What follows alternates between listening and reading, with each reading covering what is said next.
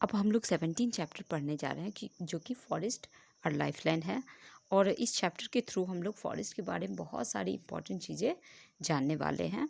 तो सबसे पहले यहाँ पे कुछ जो है स्टोरी बताया गया है। एक प्रोफेसर अहमद है जो कि इन्वायरमेंटलिस्ट है, और वो बच्चों के साथ पार्क में है, और पार्क में जो है वो अपनी चर्चा कर रहे हैं, जो कि वो गए थे कल्चर प्रोग्राम में जो कि मनाया गया था, जो गोल्डन जुबली सेलिब्रेशन हुआ था टाउन का।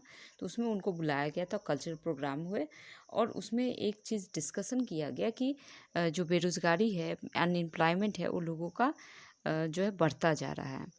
तो सभी ने एक सुझाव दिया कि क्यों ना हम जंगल काट दें और उसकी जगह फैक्ट्री लगवा दें, इंडस्ट्री लगवा दें, और लोगों को एम्प्लॉयमेंट भी मिल जाएगा और लोगों के पास पैसे भी आ जाएंगे, फिर वो अच्छे लाइफ जी पाएंगे। तो फिर बहुत लोग जो थे वो इस बात को लेके थोड़ा चिंतित थे, और उन्होंने क्रिटिसाइज़ भी किया। तो बच्चे अब कंफ्यूज हैं। बच्चे तो खुश थे कि चलो इंडस्ट्री लग जाएगा, लोगों को काम मिल जाएगा, फिर वो अच्छे से लाइफ जो है जिएंगे। बट जो ये प्रोफेसर अहमद कहना चाह रहे हैं कि ये अच्छी बात नहीं है, जंगल की कटाई अच्छी बात नहीं है। और जंगल जो है उसको कहा जाता है ग्रीन लंग्स। जैसा कि आप देख सकते हैं, जो ग्रीन लंग्स है और water purifying system, underground water को भी प्यूरिफाई करता है।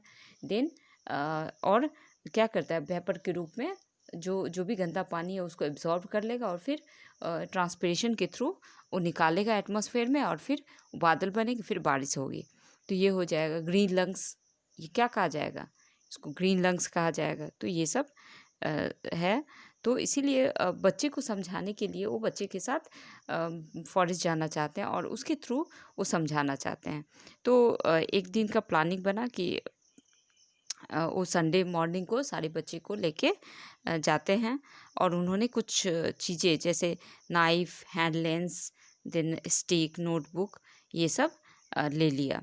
फिर फिर वो चलना शुरू किए, और उसके साथ एक टीपू नाम का लड़का था जो जंगल में अक्सर अपने जो जो भी एनिमल्स थे, कैटल्स थे, उसको ले जाके चराया करता था। तो उसको नॉलेज थी फॉरेस्ट के बारे में। तो जैसे ही वो इंटर किया फॉरेस्ट में, टीपू ने क्या किया, सबको शांत कर दिया, सिग्नल दिया शांत होने का।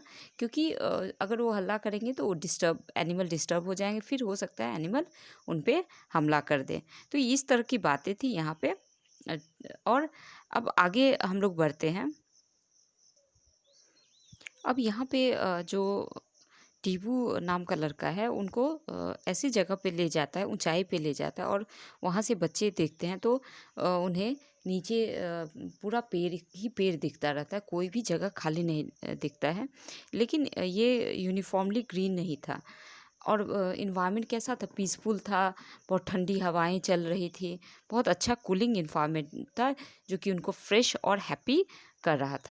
टीबू ने बताया कि जंगल के अंदर जो है बहुत सारे एनिमल्स रहते हैं, बिसन, जैकल, जो बहुत ही खतरनाक हो सकते हैं। तो इसीलिए प्रोफेसर अहमद ने उसको मना कर दिया कि जंगल के अंदर नहीं जाना है। देन उसने और जो बच्चे थे वो बर्ड्स की आवाज़ सुन रहे थे। बंदर क्या किया, वो नीचे से सीधा ऊपर चले गया, और जिसकी वजह से बर्ड्स जो है डिस्टर्ब हो गए। देन आफ्टर दैट हमने 6 क्लास में जो हैबिटेट के बारे में पढ़ा है। फिर हमने ये भी देखा कि जो forest is the home of many animals and plants. So we have seen that now. Now, this forest contain different type of plant. बहुत सारे different varieties plant की हैं, जैसे टीक हो गया, साल हो गया, सीमल हो गया, आंवला, देन बैम्बू, कचनार। देन अब इसी का नहीं है, हर्ब्स, सर्ब्स, ग्रासेस। देन जो भी फॉरेस्ट फ्लोर है वो कवर्ड होता था different type of creepers, climbers. और जंगल इतना घना था जिससे कि सनलाइट जो है दिख नहीं पाता था, पूरा डार्क था फॉरेस्ट। तो ये सारी चीज़ें थी। तो हम देखते हैं कि डिफरेंट वैरायटीज़ ऑफ एनिमल रहते हैं, डिफरेंट वैरायटीज़ ऑफ ट्री है, प्लांट है, हर्ब्स है, सर्ब्स है, क्रीपर्स है। तो एवरीथिंग जो है, सभी को जो ग्रो करने का मौका मिलता है इन द फॉरेस्ट। तो आप देख सकते हैं डिफरेंट टाइप ऑफ थिंग्स भी हमें फॉरेस्ट से मिलती है, जैसे Honey, sealing wax, wooden statue. तो ये सारे कुछ फॉरेस्ट से हमें मिलते हैं। और भी बहुत सारी चीज़ें, लिस्ट जो है बहुत लंबी है, जो कि फॉरेस्ट से मिलता है। तो अब जो इम्पोर्टेंट चीज़ों के बारे में हम लोग बात करेंगे। तो यहाँ जो इतने तरह के ट्री हैं, इतने वैरायटी ऑफ सर्ब्स, हर्ब्स, तो ये कौन क्या लगाने के लिए कोई आता है या वर्कर होता है? तो ये खुद ब खुद जर्मिनेट करते हैं, खुद ब खुद यहाँ पे पेड़ जो है, जो पौधे हैं वो जर्मिनेट करते हैं, और जर्मिनेट करके ये बड़े से पेड़ बनते हैं, सर्ब्स बनते हैं, हर्ब्स बनते हैं। तो क्या होता है आखिर? तो फॉरेस्ट फ्लोर जो होता है उनके लिए फेवरेबल कंडीशन जो है, फेवरेबल कंडीशन क्रिएट करता है, और जिसके वजह से वो जर्मिनेट करते हैं, develop into seedling. Seedling means baby plant भी डेवलप करते हैं, और बेबी प्लांट के बाद जो है ये बहुत बड़े ट्री बन जाते हैं। और ट्री बनने के ट्री का जो ऊपर ब्रांची पार्ट जो होता है ट्री का, they are called crown. So you can see here crown, and then crown को आप देख सकते हैं, this is crown, this is crown, this is crown. तो जैसे किंग का क्राउन होता है ना ऊपर में सर पे, तो उसी तरह ये पेड़ का भी क्राउन है, जो कि यहाँ पे किससे बना हुआ, लिप्स से बना हुआ है, ना कि ज्वेलरी से बना है, ज्वेल्स से बना हुआ है। तो ये केवल किससे बना हुआ है? पत्तों से बना हुआ है ये crown. Now we have to see canopy. Canopy जो है, जब टॉल ट्री, बहुत लंबे लंबे ट्री जो है, वो एक तरह से क्या बनाते हैं, रूफ बनाते हैं। सब मिल जाते हैं, क्योंकि सभी पास पास होते हैं, तो मिल के एक जो है एक छत टाइप का बना देते हैं। वो छत किसका होता है? जैसे क्राउन पत्तों का होता है, उसी तरह छत जो होता है लीव्स का होता है। तो इसको कहा जाता है कैनोपी। इसको क्या कहा जाता है? कैनोपी कहा जाता है। तो you can see here canopy, जो आप देख सकते हैं यहाँ पे कैनोपी है। सबने पूरे जो फर्श है, फ्लोर है फॉरेस्ट का, उसको ढक दिया है। तो एक छत टाइप का बन गया है। और now understories, we have to study understories. So trees have, let's read. Trees had crown of different type and sizes. They had created different horizontal layers in the forest, and they are called understories. तो जो layer बनाते हैं, horizontal layer बनाते हैं forest में, तो उनको कहा जाता है अंडर स्टोरीज कहा जाता है। और ये जो है जाइंट टॉल ट्रीज जो है, जो ऊपर का लेयर बनाएंगे, टॉप लेयर बनाएंगे, उसके बाद सब्स टॉल ग्रासेस बनाएंगे, और सबसे लोअर लेयर जो होता है वो होता है हर्ब्स का। So we have seen here, you can see here, अंदर जो होगा ये कैनोपी है, छत जो हो गया कैनोपी, अंडर स्टोरी जो होगा उसके अंदर वाले ट्री जो लेयर बनाएंगे, they are called understories. तो आप देख सकते हैं कितने वैराइटीज़ हैं ट्रीज़ के, हर्ब्स के, सब्स के, और ये इनको अच्छा क्लाइमेटिक कंडीशन मिलता है इधर, जिससे कि वो ग्रो कर पाते हैं, जर्मिनेट कर पाते हैं।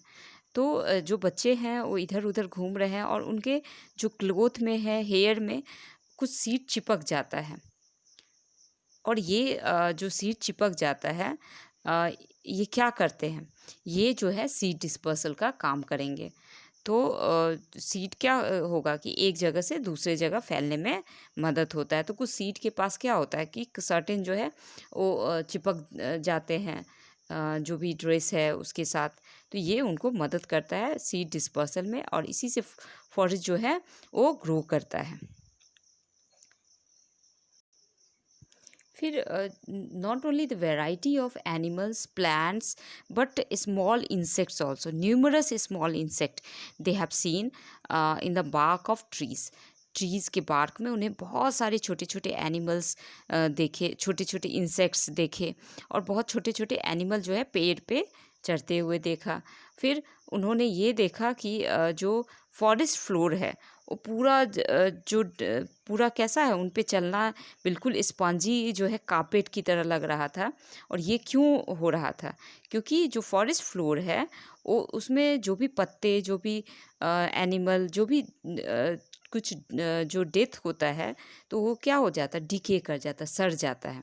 सड़ने के बाद जो है ये जो डिकेइंग मैटर होता है मॉइस्ट और वार्म होता है and they are called humus. ये क्या कहलाता है, ह्यूमस कहलाता है। और इसी तरह क्या होता है कि जंगल का फ्लोर जो है वो बिल्कुल क्लीन हो जाता है, जो भी पत्ते हैं, लीव्स हैं, और ये जो ह्यूमस है वो अगेन दे प्रोवाइड न्यूट्रिएंट। ये जो मरे सड़े गले जो भी चीज़ें हैं वो एक तो जंगल की सफाई हो गई, ऊपर से जो ह्यूमस बना वो क्या करता है कि जो सीड होता है उसके लिए न्यूट्रिएंट का काम करता है, और फिर से जिससे कि जो जंगल में पौधे जल्दी से ग्रो करते हैं उसका यही रीज़न है कि उनको न्यूट्रिएंट भी मिलता रहता है थ्रू डेड डिकेइंग प्लांट। और सबसे इम्पॉर्टेंट जो फूड चेन होता है, चूँकि वैरायटी ऑफ एनिमल्स है, वैरायटी ऑफ प्लांट्स है, वैरायटी ऑफ इंसेक्ट है, माइक्रो ऑर्गेनिज्म है, तो वहाँ पे जो फूड चेन होता है बहुत अच्छे से मेंटेन होता है। जैसे food chain, what do you mean by food chain? तो जो फूड चेन का मीनिंग आप इसे पता लगा सकते हैं कि जो भी एनिमल से एक दूसरे से लिंक्ड है थ्रू फूड। तो जैसे इंसेक्ट ने क्या किया, ग्रास को खाया, फ्रॉग ने इंसेक्ट को खाया, स्नेक ने फ्रॉग को खाया, और ईगल ने स्नेक को खाया। तो आप देख सकते हैं एक दूसरे पे एनिमल डिपेंड है through for the food, and this is called food chain. So किसके लिए डिपेंडेंट है, फूड के लिए डिपेंडेंट है। सबके बीच में क्या कॉमन चीज़ है, फूड। तो ये फूड के लिए डिपेंडेंट है। और यहाँ पे क्या मिलता है कि वैरायटी ऑफ फूड चेन मिलता है। सारे एनिमल्स, जैसे सारे एनिमल्स प्रेजेंट होते, वैरायटी ऑफ एनिमल्स प्रेजेंट होते हैं।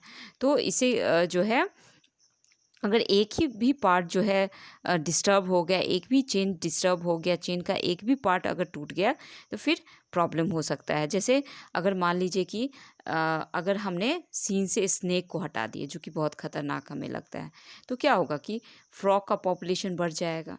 ओके, फ्रॉग का पॉपुलेशन बढ़ जाएगा, फिर जो है इंसेक्ट का पॉपुलेशन घट जाएगा।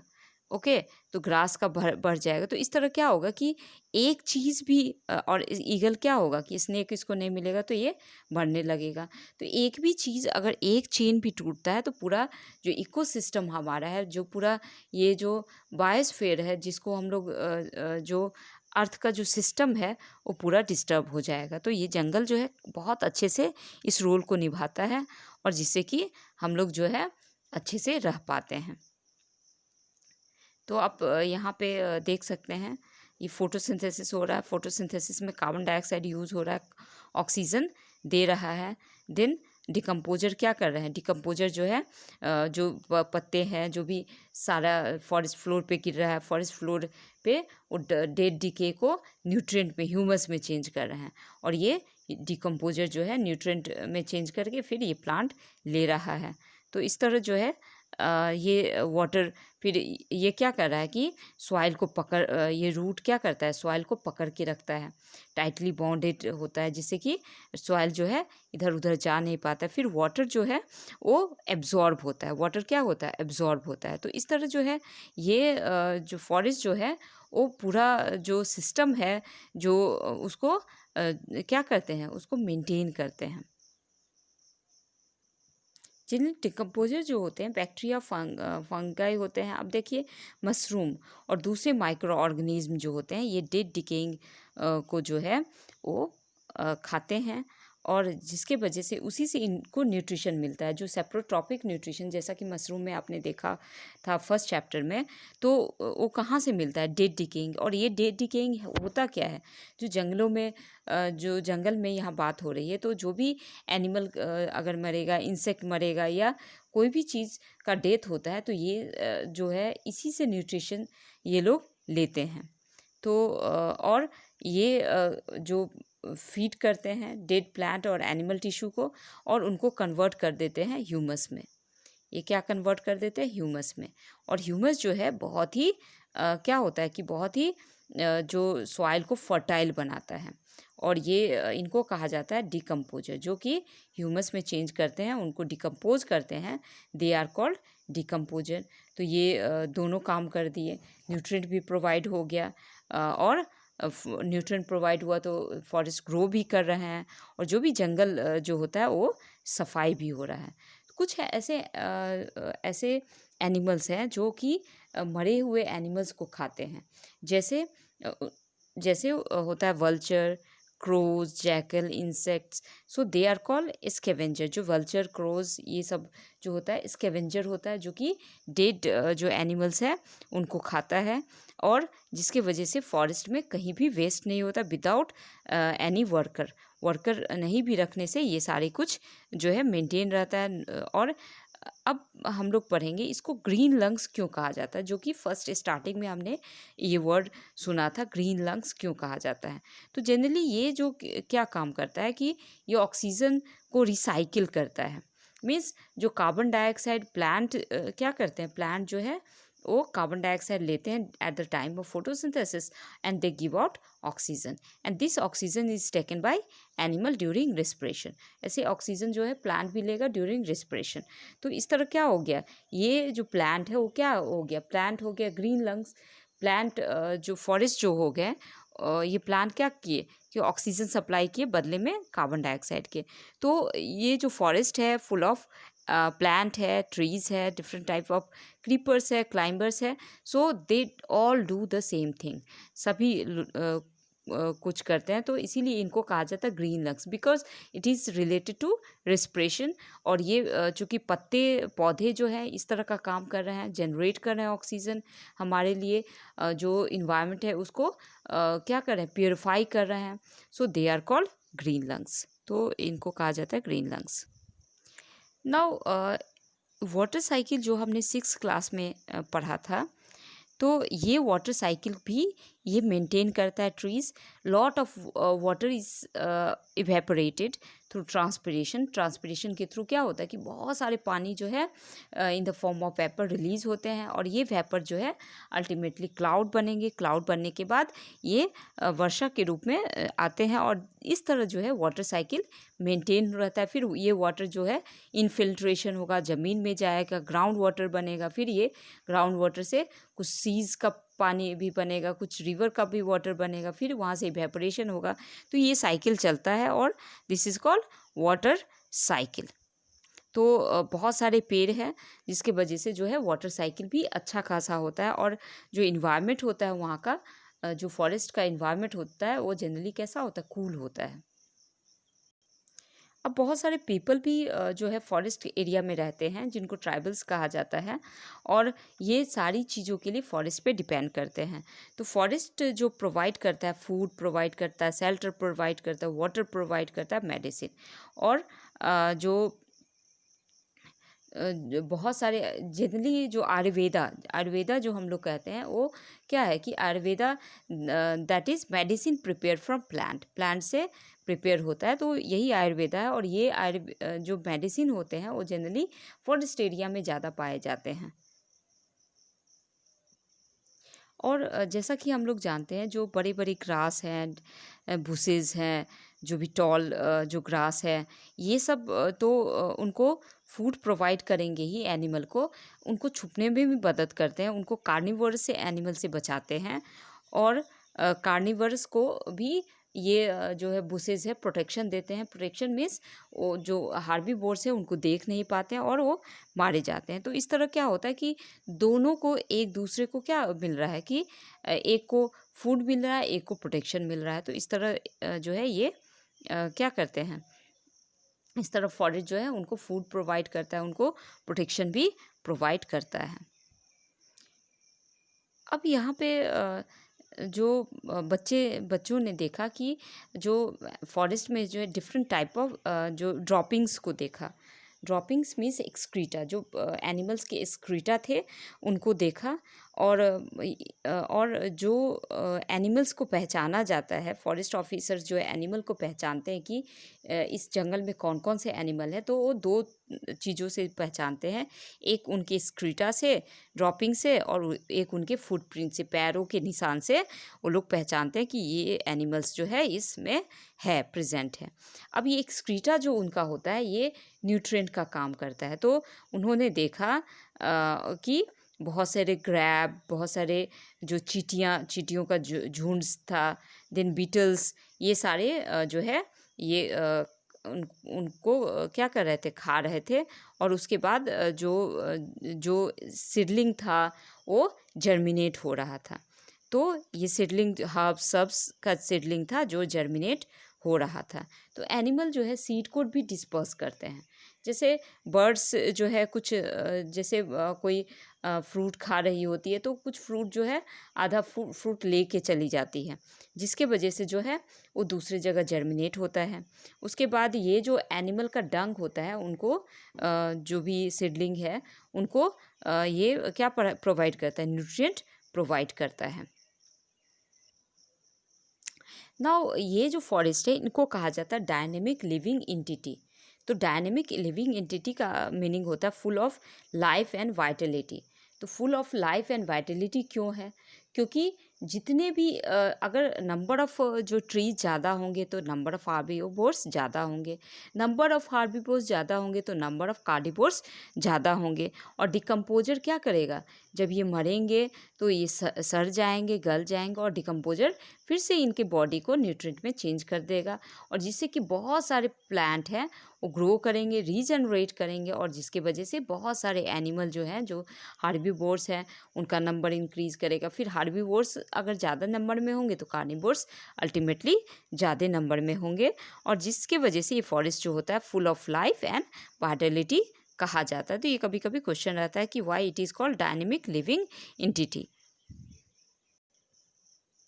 फिर क्या हो जाता है कि बारिश शुरू हो जाती है, और बच्चे देखते हैं कि बारिश जो हो रही है तो उतना जो फोर्स से जो रेन ड्रॉप जो है वो फॉल नहीं कर रहा है, तो कैनोपी के थ्रू फॉल कर रहा है। तो धीरे धीरे जो है ये ग्राउंड धीरे धीरे जो है जो रेन ड्रॉप है फॉल कर रहे हैं, बिकॉज दे आर इनके बीच में रुकावट क्या आ जाता है, कैनोपी आ जाता है। देन जो है जो भी ब्रांचेज है वो धीरे धीरे उनसे फॉल कर रहे हैं, उनके थ्रू फॉल कर रहे हैं, और जिसके वजह से ग्राउंड जो है अभी भी सूखा है, और आधे घंटे के बाद जो है बारिश ख़त्म होती है, और जो कुछ पत्ते हैं, ज़मीन है, वो थोड़ा गीला हो जाता है, लेकिन पानी जो टिक नहीं पाता है। जैसे हम लोग देखते हैं जो टाउन होता है तो वहाँ पे बारिश अगर होती है, जितना इस फॉरेस्ट में जितना इस फॉरेस्ट में हुआ तो क्या आ जाएगा, फ्लड आ जाएगा। बट यहाँ पे कोई फ्लड नहीं आता है, क्योंकि पानी जो है वो सीधा नीचे जाता है, और पानी जो है इनफिल्ट्रेट होता है, जैसा कि हमने पिछला चैप्टर में पढ़ा था कि सारे पानी जो है अंदर चले जाए, क्योंकि रूट है, रूट एब्जॉर्ब कर लेगा, कुछ सॉइल एब्जॉर्ब कर लेंगे, तो इस तरह क्या हो जाएगा, नीचे चला जाएगा, और वाटर टेबल जो है वो मेंटेन रहता है, ना फ्लड आने का टेंशन रहता है। और कुछ वाटर जो है वो स्ट्रीम में चले जाते हैं, और ये स्ट्रीम जो है बहुत सारे एनिमल को पानी प्रोवाइड करता है।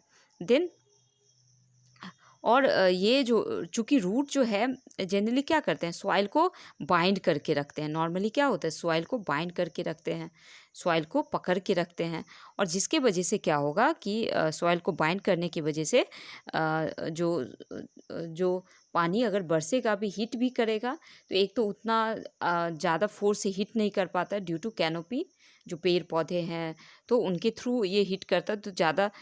और दूसरी बात है कि अगर हिट भी करेगा फिर भी पेड़ जो है इतने कस के बाइंड रखते हैं सॉइल को कि वो जो है अपने प्लेस से डिस्प्लेस नहीं हो पाता है। तो इस तरह जो है सॉइल इरोजन वहाँ पे नहीं होता है। और फिर विलेज जो था, उसके बाद टिबू के विलेज में ये बच्चे चले गए, और वहाँ पे उन्होंने कुछ घंटे बिताए, और वहाँ का जो मौसम था बहुत ही अच्छा था। और विलेजर्स अच्छा क्यों था, क्योंकि बहुत सारे ट्रांसपीरेशन हो रहे थे, बहुत सारे फॉरेस्ट, बहुत सारा पेड़ था, बहुत सारा ट्रांसपीरेशन हो रहा था, और ट्रांसपीरेशन की वजह से क्या होगा कि कूल इन्वायरमेंट होगा, ज़्यादा ही जो है वहाँ पे क्या होगा, कूल अच्छा इन्वायरमेंट होगा। फिर अच्छा रेनफॉल भी होगा, क्योंकि जो है जितना ट्रांसपीरेशन होगा उतना ज़्यादा जो है वर्षा होगी, तो ज़्यादा रेनफॉल भी होगा। क्लाउड फॉर्मेशन भी ज़्यादा होगा, तो जिसकी वजह से ज़्यादा बारिश होगी। उसके बाद जो है चूँकि पेड़ जो है वो नॉइज़ को भी अब्ज़ॉर्ब करते हैं, तो ये जो नियर बाय जो भी हाईवे था तो उसका नॉइज़ ये अब्ज़ॉर्ब कर रहे थे, तो ये सारे काम ये करते हैं। उन्होंने गाँव के बारे में जाना, और गाँव जो बना था वो 60 इयर्स पहले बना था। इसी जंगल को काट के सफाई करके ये बना था। और जो ग्रैंडफ़ादर हैं वो बताते हैं जब वो यंग थे तो विलेज जो है इतना बड़ा नहीं था, छोटा था। लेकिन धीरे-धीरे क्या हो रहा है, ये फॉरेस्ट जो है धीरे-धीरे जो है छोटा हो रहा है। और जो वुड्स का ज़रूरत होता है उसका डिमांड इसी फॉरेस्ट से पूरा होता है, जो कि construction of road, building, industrial development and increasing demand जो हो रहा है वुड का, जिसके वजह से क्या हो रहा है कि फॉरेस्ट जो है धीरे धीरे ख़त्म होने के कगार पे है, धीरे धीरे ख़त्म होता जा रहा है। तो वो खुश नहीं थे, क्योंकि फॉरेस्ट से तो बहुत सारे लाभ हैं, बहुत सारा। और भी क्या हुआ है कि यहाँ पे ओवरग्रेजिंग एनिमल का बहुत ज़्यादा होता है, फिर बहुत सारे पेड़ काटे जाते हैं, जिसके वजह से भी ये फॉरेस्ट जो है वर्ज ऑफ डिसअपीयरिंग है। अब यहाँ पे कुछ बताया गया है कि अगर फॉरेस्ट जो डिसअपीयर हो जाएंगे तो क्या होगा, amount of carbon dioxide in air में इंक्रीज हो जाएगा। अमाउंट ऑफ कार्बन डाइऑक्साइड क्यों एयर में, क्योंकि पेड़ जो है फोटोसिंथेसिस करते हैं और कार्बन डाइऑक्साइड को लेते हैं, एब्जॉर्ब करते हैं, लेके फोटोसिंथेसिस करते हैं। तो अगर नहीं होगा तो कार्बन डाइऑक्साइड बढ़ जाएगा। और कार्बन डाइऑक्साइड की ये प्रॉपर्टी होती है कि जो भी हीट जो सन से मिल रहा है उसको ट्रैप कर लेता है, पकड़ लेता है, जिसके वजह से जो टेम्परेचर होगा वो अर्थ का बढ़ जाएगा। अब जो जो पेड़ के एब्सेंस में, जब पेड़ का जब डिफॉरेस्टेशन होगा, पेड़ की कटाई होगी, तो क्या होगा, एनिमल को फूड नहीं मिलेगा, शेल्टर नहीं मिलेगा, तो एनिमल खुद ब खुद जो है ख़त्म हो जाएंगे। उसके बाद जो ट्रीज़ के एब्सेंस में सॉइल जो होगा वो पानी को पकड़ नहीं पाएगा, जो ट्रीज़ होगा सॉइल को पकड़ नहीं पाएगा, जिसकी वजह से क्या होगा कि वाटर जो है वो वाटर क्या होगा कि फ्लड आ जाएगा, नीचे नहीं जा पाएगा, तो जिसके वजह से वो ये वहाँ क्या होगा कि जो है फ्लड आ जाएगा। फिर डिफॉरेस्टेशन जो है वो हमारे लाइफ को भी इफ़ेक्ट करेगा, इन्वायरमेंट को भी इफ़ेक्ट करेगा, तो इसीलिए हमें प्रिजर्व करना चाहिए। आप देख सकते हैं यहाँ पे फिगर के थ्रू सब कुछ समझाया गया है। तो ये जो है फर्स्ट फिगर है, फिर सेकंड है इंडस्ट्रीज़ का है। उसके बाद जो है आप देख सकते हैं कैसे एनिमल्स जो है जैसे जैसे पेड़ काटा जा रहा है एनिमल सब ख़त्म होते जा रहे हैं, ये सेकेंड फिगर है। एंड लास्ट में आप देख सकते हैं कैसे यहाँ पे बाढ़ आया हुआ है सारा जो है, क्योंकि जो फॉरेस्ट का काम क्या होता है कि सॉइल को बाइंड करना, तो सॉइल बाइंड नहीं होगा तो अपर लेयर ऑफ सॉइल बह जाएगा, फिर वन अनफर्टाइल हो जाएगा, फिर क्या हो जाएगा कि जो सॉइल है उसको एब्जॉर्ब करने का क्षमता ही नहीं है, तो पानी एब्जॉर्ब ही नहीं होगा, तो क्या होगा, फ्लड का सिचुएशन आएगा। तो इस तरह जो है आप देख सकते हैं यहाँ पे फर्स्ट में क्या होगा कि अमाउंट ऑफ जो टेम्परेचर इंक्रीज़ करेगा, फिर दूसरे फिगर में जो है एब्सेंस ऑफ ट्रीज़, जो भी फूड और शेल्टर नहीं मिलेगा, तो ये सारी चीज़ें होंगी। तो अंत में जो प्रोफेसर अहमद ने सम अप किया कि जो फॉरेस्ट जो है क्या क्या प्रोवाइड करता है, तो फॉरेस्ट ऑक्सीजन देता है, फॉरेस्ट सॉइल को प्रोटेक्ट करता है, हैबिटेट प्रोवाइड करता है, देन जो है बहुत अच्छा रेनफॉल लाता है, मेडिसिनल प्लांट का सोर्स है, टिम्बर का सोर्स है, बहुत सारे यूजफुल प्रोडक्ट का सोर्स है। So we should protect our forest, we should preserve our forest. So I hope ये समझ में आ गया होगा सारी चैप्टर। So thank you.